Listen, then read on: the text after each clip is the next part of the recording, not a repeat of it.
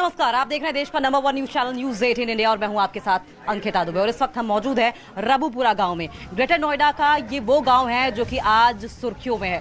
न सिर्फ दिल्ली, नोएडा, दिल्ली एनसीआर बल्कि पूरा देश आज इस गांव को जान रहा है, क्योंकि दरअसल यहाँ कहानी शुरू होती है दोस्ती, गेम प्लेयर, इकरार, प्यार, सरहद के पार, और उसके बाद एक पाकिस्तानी मूल की महिला 7 समंदर पार करके आती है हिंदुस्तान, एक सचिन नाम के का जो शख्स था उसके प्यार में पड़कर। ऐसा सीमा हैदर की ओर से दावा किया जा रहा है। सीमा हैदर पहुंचते यहाँ अपने 4 बच्चों को लेकर और इस घर में आकर ठहरती है। वो दुबई से नेपाल के रास्ते होते हुए इस घर में पहुंचती है। ये सचिन का घर है। फिलहाल ये घर अंदर से बंद कर दिया गया है और आपको बताएं इसकी दरवाजे हमने खुलवाने की कोशिश की, लेकिन कोई बाहर नहीं आया अभी तक। और वो इसलिए बाहर नहीं आया क्योंकि अभी तक जांच एजेंसियां लगातार जांच कर रही हैं और ऐसे में जो परिवार वाले हैं वो कोई भी सवाल का जवाब देने से बचते हुए नजर आ रहे हैं। देखिए, सीमा हैदर पाकिस्तान से जब आई है तो इसी घर में रुकी है और ये वो गली है। और हमने गली के लोगों से जब बात करने की कोशिश की थी तो यकीन मानिए हर कोई भौचक्का था। हर कोई ये कह रहा था ये कहानी कैसे शुरू हुई, कब वो आई यहाँ पर और किस तरीके से वो यहाँ की बहू बन गई,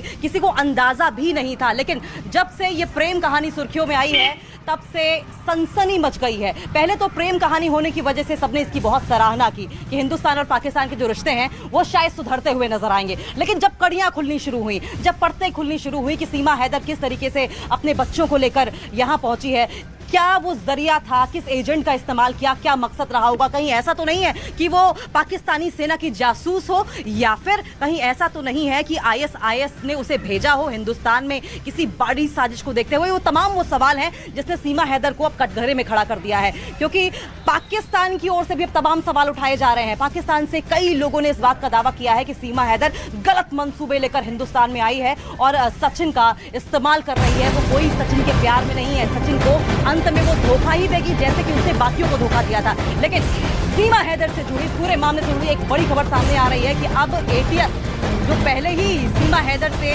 2 दिन लगातार पूछताछ कर चुकी है, सीमा हैदर से पूछताछ करते हुए तमाम ऐसे सवाल थे जो कि पूछे गए हैं उससे, और उसमें आईएसआईएस के जुड़े जो कोड वर्ड्स हैं वो भी सीमा हैदर से पूछे गए हैं। मसलन फूफी और फल जैसे शब्दों का इस्तेमाल किया गया और पूछा गया कि क्या फूफी और फल जैसे शब्दों का इस्तेमाल सीमा हैदर की ओर से सचिन से बातचीत करने में इस्तेमाल किया गया था। दरअसल आपको बताएं कि आईएसआईएस में फूफी का इस्तेमाल किया जाता है जब कोई शख्स किसी दूसरे मुल्क के बारे में जानकारी आईएसआईएस को देता है।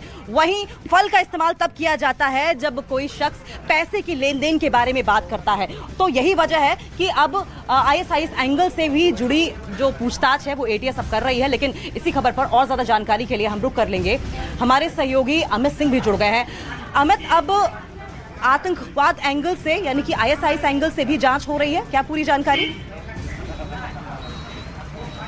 देखिए, कई घंटों की पूछताछ सीमा हैदर से हो चुकी है और यूपी एटीएस के अधिकारी लगातार पूछताछ कर रहे हैं। बीते कल भी किया पूछताछ, परसों भी किया और जाहिर तौर पे आज भी उससे पूछताछ होगी। अब जो 2 मुख्य बिंदु जिस पर अब यूपी एटीएस के अधिकारी कंसंट्रेट कर रहे हैं और 2 शब्द जिससे लगातार पूछा जा रहा है। एक, फूफी शब्द का इस्तेमाल, यूपी एटीएस के अधिकारी लगातार सीमा हैदर से फूफी शब्द के इस्तेमाल के बारे में पूछ रहे हैं। और दूसरी जो शब्द है वो है फल। दरअसल आईएसआई फूफी शब्द का इस्तेमाल उन लोगों के लिए करता है जो दूसरे देश से इंफॉर्मेशन लेकर आईएसआई को देते हैं, उनके लिए फूफी शब्द का इस्तेमाल किया जाता है और फल शब्द का इस्तेमाल पैसे के लेन देन के लिए किया जाता है। तो जाहिर तौर पे जो यूपी एटीएस के अधिकारियों की अधिकारी जो हैं उनका शक जो है वो लगातार गहराता जा रहा है सीमा हैदर को लेकर। और जाहिर तौर पे यही वजह है कि सीमा हैदर ने नेपाल में जिन लोकेशन के बारे में यूपी एटीएस के अधिकारियों को कहा था, अब उन लोकेशन को भी वेरीफाई कराया जा रहा है। हमारे सोर्सेस ये बता रहे हैं। तो सोर्सेस हमारे बता रहे हैं कि लगातार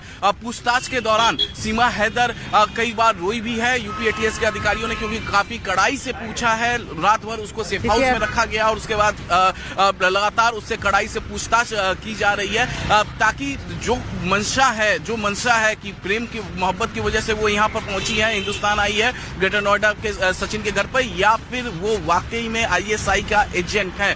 इस पूरी जानकारी को हासिल करने के लिए यूपी एटीएस के अधिकारी लगातार उससे पूछताछ कर रहे हैं। जी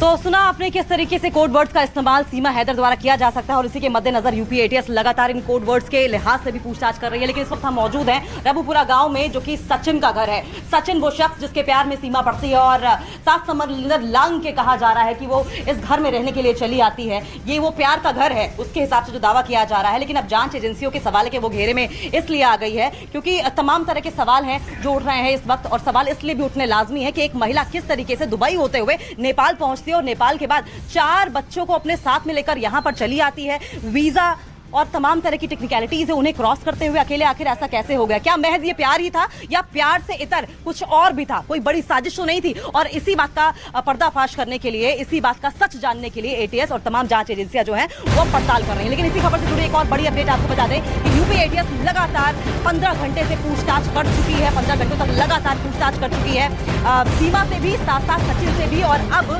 सचिन को और सीमा को तो अपने इस घर से हटाकर एक सेफ हाउस में रखा गया है। दरअसल सेफ हाउस में रखने की एक बड़ी वजह यह भी है कि एक तो दुश्मन मुल्क, क्योंकि आमतौर पर पाकिस्तान को दुश्मन मुल्क माना जाता है, दुश्मन मुल्क से एक महिला यहां पर आती है पाकिस्तानी होने के नाते, और जिस तरीके से तमाम गंभीर सवालात अब खड़े हो रहे हैं सीमा हैदर पर, अब लोगों में आशंका इस बात की बढ़ती जा रही, कहीं ऐसा तो नहीं है कि सीमा हैदर आईएसआई की जासूस हो या फिर पाकिस्तानी सेना द्वारा भेजी गई हो, या फिर ऐसा भी हो सकता है कि यहां पर रहकर वो किसी आतंकवादी गतिविधि या किसी बड़ी साजिश को रचने को अंजाम दे रही हो। और इसी को लेकर अब जो गुस्सा है वो लोगों में बढ़ सकता है, पनप सकता है, सीमा हैदर की जान को भी खतरा हो सकता है। और इसी के मद्देनजर सीमा हैदर को सेफ हाउस में रखा गया है। लेकिन एक और बड़ी अपडेट आपको बताएं कि सीमा हैदर को लेकर जांच लगातार चल रही है। तमाम केंद्रीय एजेंसियां जांच में जुटी हुई हैं, यूपी एटीएस भी जांच कर रही है। 15 घंटे की लगातार पूछताछ हो चुकी है, 2 दिन की पूछताछ पहले ही हो चुकी है और आज भी माना जा रहा है कि एटीएस के द्वारा पूछताछ की जाएगी। लेकिन आपको एक बार फिर से तस्वीरें दिखाएंगे हम। गली देखिए, इसी गली में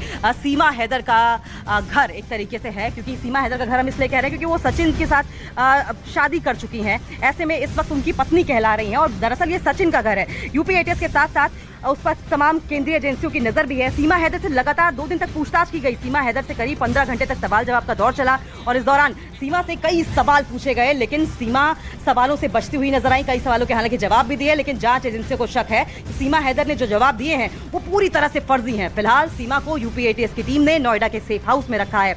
इस मामले में अब आपको बताते चले कि तमाम तरह के सवाल इसलिए उठ रहे हैं क्योंकि सीमा हैदर कुछ दिनों से आके इस घर में रह जरूर रही थी, लेकिन वो दुबई क्यों गई, दुबई से फिर नेपाल क्यों आई, और नेपाल आने में उनकी किसने मदद की, एजेंट कौन रहा होगा, पैसे कहां से आए हैं, कौन सा वो जरिया बना जिससे कि सीमा हैदर यहां पे पहुंची हैं, और यहां पर पहुंचने के बाद, भारत में दाखिल होने के बाद आखिर उन्होंने कौन से संसाधनों का इस्तेमाल किया, किसने उनकी मदद की। ये तमाम तरह के सवालात हैं जिनके जवाब मिलने अब भी बाकी हैं और यही वजह है कि यूपी एटीएस लगातार उनसे सवाल जवाब कर रही है और 15 घंटे की मैराथन पूछताछ हो चुकी है। अभी फिलहाल पूछताछ बंद है, लेकिन माना यह जा रहा है कि आज भी यूपी एटीएस सीमा हैदर साथ साथ सचिन और जो जुड़े हुए लोग हैं इन दोनों से, उनसे बातचीत कर सकती है, पूछताछ कर सकती है। लेकिन हमारे सहयोगी दीपक बिष्ट इस खबर को क्लोजली मॉनिटर कर रहे हैं, हम उनका रुख करेंगे। दीपक, जिस तरीके से 15 घंटे बताया जा रहा है कि लगातार पूछताछ हुई है, और क्या उम्मीद करें कि आज भी यूपी एटीएस और केंद्रीय एजेंसियां सीमा हैदर सचिन से पूछताछ कर सकती हैं, क्योंकि जवाब जो है वो संतोषजनक फिलहाल दिखाई नहीं दे रहे हैं।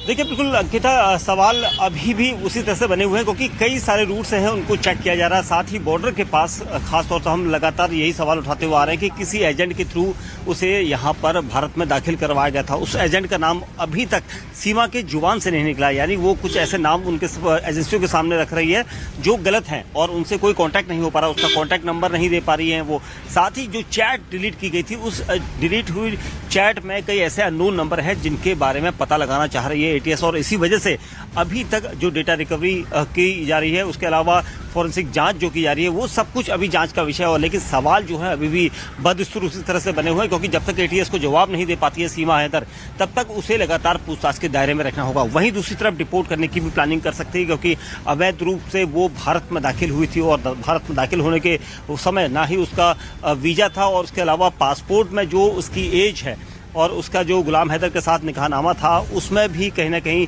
बड़ा यहाँ पर गालमेल नजर आ रहा है और इसी वजह से अब उसकी उम्र को लेकर भी जांच तेज कर दी गई है। तो कई ऐसे सवाल हैं जिनके लिए एटीएस को अभी भी जवाब यहाँ पर नहीं मिला है और इसी वजह से आज तीसरे दिन फिर एक बार पूछताछ करेगी एटीएस की टीमें और कोशिश यही की जाएगी क्योंकि सचिन और सीमा, उसके अलावा उसके जो सचिन के पिता हैं, उनसे भी